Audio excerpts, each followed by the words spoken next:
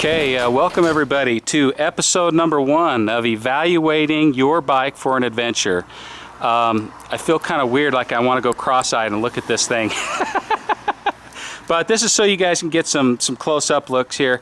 So you're going to need 2 things. You're going to need, well, 3 things really. You're going to need your eyes, you're going to need something to write things down on, and you're going to need a pen or a pencil to write things down. Your first thing you're going to do is evaluate everything on the bike that you can without the bike even running. This bike's not running right now. You don't have to start it right now. We're going to get to that stuff later, but you want to write everything down you notice. Later, you're going to prioritize what things you want to focus on. But right now, we're going to do just like we did with the how to evaluate a dirt bike if you want to buy it. In fact, if you want to see that video, we'll put a linky over here that you guys can check that video out if you want to. But so the way to do it is to start systematically from the bottom and work your way up. Work your way up and the front and work your way back. And you're going to write everything down in this book, okay? We're going to tell you the list here in just 1 second. But first thing is, as I start down here at the bottom, is you're going to look at the tires. These have a lot of tread on them. I looked at it the other day, and I'm not going to go into a lot of detail here. There is a little bit of weather cracking. I'm going to recommend, just because it's been sitting for a long time, that we not use these tires. We use them for something locally. But then you go by and you check all your spokes, make sure they're all tight. And we're good there. I've already done that. This bike is going to get a lot of mileage. It's a 1994 bike, so it's already got a lot of time on its bearings. So we're going to replace the wheel bearings because there's going to be a lot of miles on this bike in the next, few years. So put that down on your list. Wheel bearings. Whenever you change your wheel bearings, you also change your seals that go along with it. Okay. Now as we come up here, we check the speedometer cable. We also look at, you can notice right here there's some leaking. This means the lower fork seal is leaking. Okay, so we know that's a problem, so we're going to have to put fork seals and maybe bushings down on our list. And as we come up here, we look at plastics, look at any obvious leaking. We've got loose plastics, not a big deal. Those are aesthetic things. And we're going to come around to the other side. We're still on the front of the bike here. And we're going to look over here at the fork seal. We got another fork seal here, so we're definitely going to have to put those on the list. Notice the liquid leaking right here. We don't know if that's fork fluid. I think it is, but once you get fork oil or any oil on your brake pads, they're done. They've got to be replaced. So we're definitely going to do seals and wheel bearings. The rotor, you look at that for warping. It looks fine. You can see here that there's been some leaking on the tire. That's definitely fork seal. So we know we're going to have to put front brake pads on our list in addition to the fork stuff and the bearings, okay? So we're going kind of quick, but we're going to come back here. We know there's been a lot of miles on the bike. You're going to kind of turn back and forth, get it up off the kickstand, turn back and forth and kind of feel if there's any movement in the front end. And some of this is just knowing the history of the bike and knowing problems that are common with the bike. We know that there's not really good protection for the lower head bearing on the head tube for keeping water out of there. I'm going to try to hone in right here, and you can see right here there is a little bit of moisture around there. We're going to take the head tube apart, and we're actually going to look at the condition of the bearings. They may need to be replaced, so we're going to put that on our list. As we come down, we're going to look at obvious, things like leaking around the motor. And on this bike right here, you can see there's a lot of dust sort of collection around here. One of the things for dust to really stick to your bike requires either water, and usually when it dries it'll fall off, or oil. And so you can see here that there's some oil leaking. I'm going to guess the only 2 things on this side of the bike outside of this seal right here, which it could be, but it's not as likely, is a countershaft seal, and possibly the shifter, that stud that comes out, that shifter could have a seal that's leaking on it as well. And while you're on this side of the bike, you've noticed probably that we've taken out the battery. We know the battery had no water in it, and tested it, and it had 0 voltage, so it's done. So you got to think about that.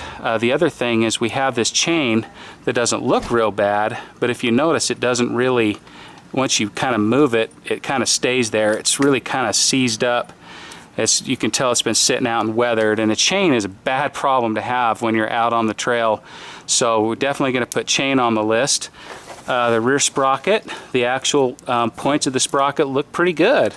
So I don't know what the tooth count is on that. We'll figure that out later, but that sprocket actually looks like it's in good shape. The front sprocket, I looked in here, and it actually looks brand new, but I think I counted it, and that was 14 tooth front sprocket. Pretty low geared for, you know, highway speeds and other you know, higher, you know, longer touring kind of stuff. So we're going to put front sprocket down on our list as something that we need to consider. And as we go back, one of the cool things about a KLR is that you'll notice in here there's a preload collar that you can adjust the preload when you're adding weight. We're going to look at that in more detail. But I noticed as I was looking down here, I'm going to get right down on the ground, you guys, that there's a lot of collection of oil down here on the lower part of the shock. Now I don't know if that's because the shock is leaking or if it's from oil that's kind of sprayed back here from the countershaft sprocket or the gear shift selector. And it may be, you know, this bike's got a lot of time on it, so the seal head in the shock could be leaking. That's not something you want to have a problem with on the trail, because that's not something that's easily fixed. So we're going to have to evaluate that really closely. As we come back, we look at the condition of the rear tire. It actually doesn't look like it's in too bad a shape, other than it's got some wearing in the middle. It did have some dry rot cracking in it when I looked at it before. So I think we need to really consider, you know, the rear tire and what our needs are there. Now, as we go up and around the back, we're not evaluating electrical right now because we don't have the ability to do that. But as we come back on the back of the bike here, we're going to put down on our list some other basic things. We know the bike has been sitting for a long time, and so this carburetor has been sitting. We definitely are going to want to make sure we don't have any carburetor problems, and we'll want to put that on our list to evaluate the carburetor, which means that we're going to pull it out, we're going to clean everything, make sure it's shiny, shiny clean, and all the passages are super clear. As we come back, I didn't notice any significant leaking on this side. One of the things you can do to check the condition of your hoses is to give them a squeeze. And if they crack when you squeeze them, then that's a sign they need to be replaced. These actually are not too bad. We're going to run it and get it hot a few times before we really see, you know, what we want to do with the hoses. They may be okay. As we move back, we've got a master cylinder here with brake oil, with brake fluid in it. We're definitely going to want to change that or refresh it by breathing the brakes. And then the other thing we have is, you know, this bike's been sitting for a long time, and we got to think about the condition of the rear brake pads. I'm kind of a fan, you know, if we're replacing the front brake pads, it's not that expensive to replace the rear ones. And the same thing, like with the front tire, we know that there's going to be a lot of rolling miles, you know, lots of miles. This bike, we don't know if the wheel bearings have ever been replaced. As a result, we're going to replace the rear wheel bearings, and we're going to put them on our list here in the book, okay? So as we come around here, we're going to work our way up the bike. And as we come up here to the top, we're going to look at basic controls. So we're going to look at the throttle. Does it snap back easy? Yes, it does. So the throttle cables might be okay for now. They're a little loose. It could be just an adjustment thing. Check your switches. Make sure they feel like there's a definite notch between them. Look at the condition of the hand guards, the brake lever. I think we're okay there. As we come over to this other side, this clutch is super, super stiff. Probably a clutch cable issue. The other thing is this choke deal moves all around, and it looks like the housing is actually broken.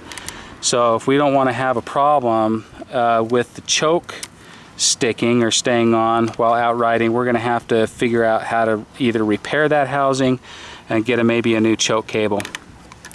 So we know that the gas is drained out of the tank, and for right now that's just fine.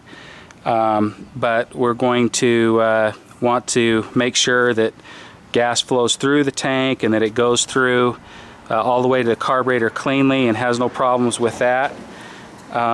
So basically, you know, if we were to look at this whole bike, we've got a list of items that I've already gone through this, and I've written down a bunch of different things that we're going to need.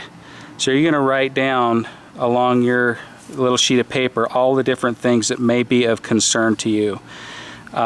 There's some basic maintenance that doesn't really cost a lot of money that you're going to do anyway.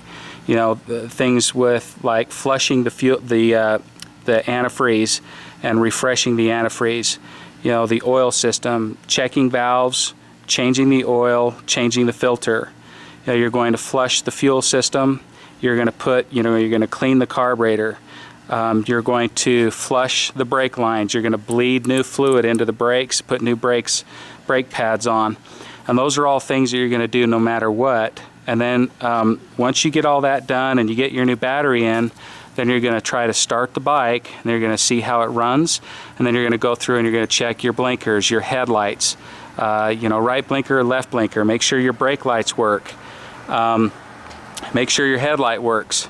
And if you have any problems with those things, then you're going to write them down on your list. So that's a really quick overview. But as you're preparing to go on a trip, make sure and take that time to evaluate your bike. These are things that don't really cost you a lot of money. And once you have everything down where you can sit down away from the bike and you can think about it, then you can start creating a plan on what you think you might need to do. Okay, what we're going to do is we'd like to discuss this list with everybody and talk about it. So what I'd like to do is have a Google Hangout. We'll probably have EveRides start that Google Hangout, and we'll have where maybe there's 3 or 4 of us that are actively talking, but then we'd like everybody involved, and you can come in and actually chat and post questions, comments. If you think that there's something that we missed, something that we really need to consider, let's talk about it. Let's get it up there and discuss it for everybody to reference this later who might be preparing their bike for an adventure. We want to put all this in a playlist to kind of help give people somewhat of a guide to prepare for their trip. So let's do the Google Hangout. We'll post the time in the description below. Don't forget to subscribe, like, and share to all your buddies who might be interested in going on an adventure.